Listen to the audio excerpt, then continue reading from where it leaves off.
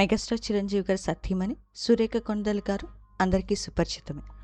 సురేఖ గారు actor and comedian, also film director అయిన Shri late Allu Ramalingaiah గారి కూతురు.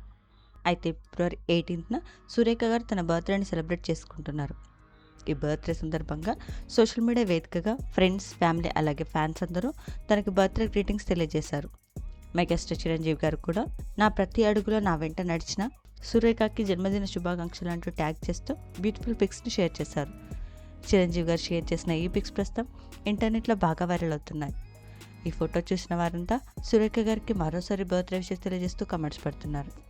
సురేఖ కొండల బర్త్డే సెలబ్రేషన్ ఫొటోస్ని మనం ఈ వీడియోలో చూసేద్దాం.